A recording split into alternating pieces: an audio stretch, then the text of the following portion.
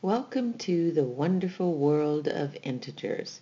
In this lesson, we're going to look at the rules for adding integers.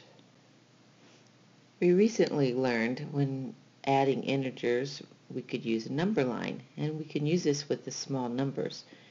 And we knew that if we have our equation, and if we look at the bottom here, I have the equation 3 plus negative 5. We know that we start at the first number. So we're going to start right here.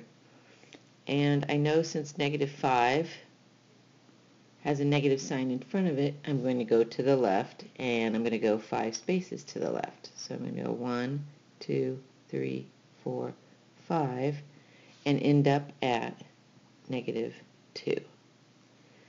So we use a number line so that we can see how to add small integers. But now we need to learn the rules for adding larger numbers, larger integers. The first rule that we're going to look at is when we add integers that have the same sign. When I mean the integers have the same sign, I mean that either both the integers are positive or both the integers are negative. So let's take a look. You learned how to add positive numbers from very early in elementary school. So if I have two positives, let's say I have 5 plus 2, I know that my answer will be a positive answer. When I have two negatives, let's say I have negative 5 plus negative 2, now I'm adding two negative numbers. Well, if I use my number line, I'd start at negative 5 and go left 2 more spaces. I'd end up at negative 7. So my rule then for adding numbers that have the same sign, either both positive or both negative, is add the numbers and keep the sign of the numbers. So if they're both positive, you'll have a positive answer. If they're both negative, you'll have a negative answer. Okay, so let's look at some examples. First thing we're going to do is we're going to look at these numbers and we're going to remember our rule. If they're both positive or they're both negative, we're just going to add them and keep the sign. So for the first one, we have two positive numbers. Will our answer be positive or will our answer be negative? Okay, well, our answer is going to be positive, and we can do that in our head. 8 plus 6 is going to be 14. In the next example, I have two negative numbers. I'm going to add the numbers and keep the sign. So this answer is going to be negative. Negative 4 plus negative 5 will give me negative 9.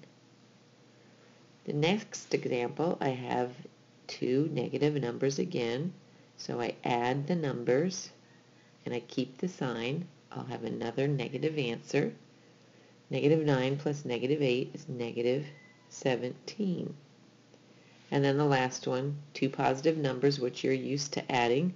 Two positive numbers will make a larger positive. 12 plus 15 is 27. Okay, so make sure that you remember the rule. If I have same sign integers, they're either both positive or both negative, add the numbers and keep the sign.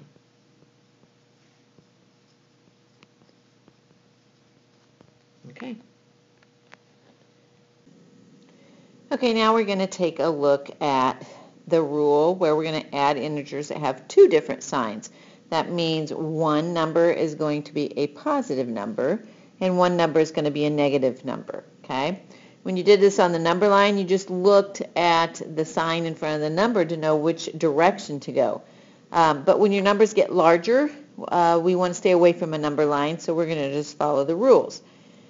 The rule on this one actually has 3 steps, and it can be kind of confusing. I am going to take you through this 3 steps so that you can see what's actually going on, and then I'm going to give you an abbreviated rule that's a little bit quicker, okay? The first step says find the absolute value of each number. So I'm going to go up to my problem and I'm going to say, well, what's the absolute value of 5? The absolute value of 5 is 5. What's the absolute value of negative 11? The absolute value of negative 11 is positive 11.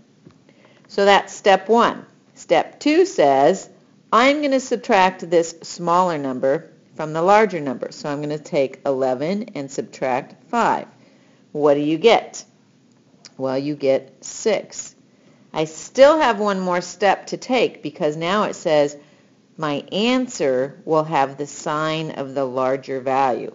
Well, the larger value is negative 11.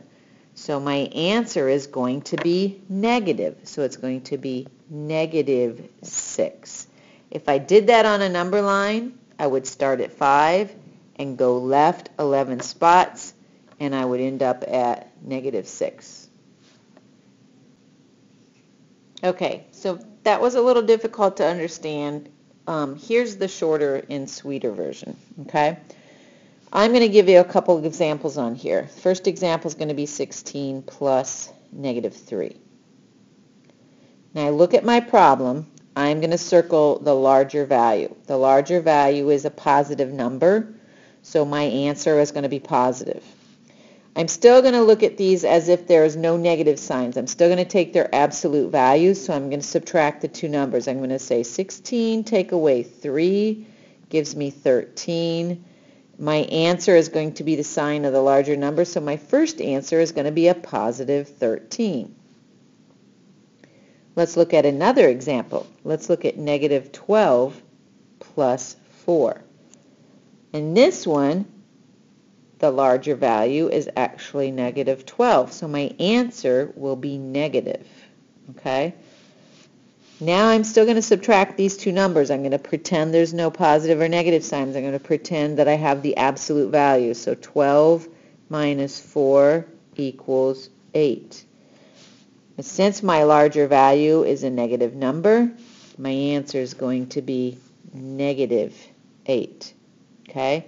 So you're going to hear me saying throughout the class periods and while you're working on problems in your homework, subtract the two numbers, take the sign of the larger number. So you pretend that you're doing the absolute values, find the difference of the two numbers. Whatever value was larger, you're going to use that sign for your answer. Okay? Okay, let's do these examples together. These are different signs. One is positive, one is negative. The first thing I'm going to do is I'm going to circle the larger value. Will my answer be positive or negative? Well, the larger value is negative, so my answer is going to be negative. So now I'm going to pretend, or I'm going to take the absolute values. 14 minus 5 gives me 9. Since my answer is supposed to be negative, my answer will be negative 9. Second example, circle the larger number. Well, the larger number in this example is going to be positive, so my answer will be positive. So now I'm just going to say 23 minus 14. Well, again, my answer is 9, but in this instance, it's positive because the larger value is positive. Third example, circle the larger value. My answer will be positive. I'm now going to subtract those two numbers. 20 minus 4 equals 16. Since my answer is positive, I just put 16 in the blank. Okay? It's kind of a little hard to understand at first, but if you just keep repeating to yourself, subtract the numbers, keep the sign of the larger number, you should be okay with your answers. Okay, here are your 3 got it problems for this video. Go ahead and write these on your notes somewhere. You're going to be adding same sign and adding different sign. So make sure you remember the rules. Go back and look at the rules if you need to. Okay? Good luck on these, and we'll take a look at them tomorrow.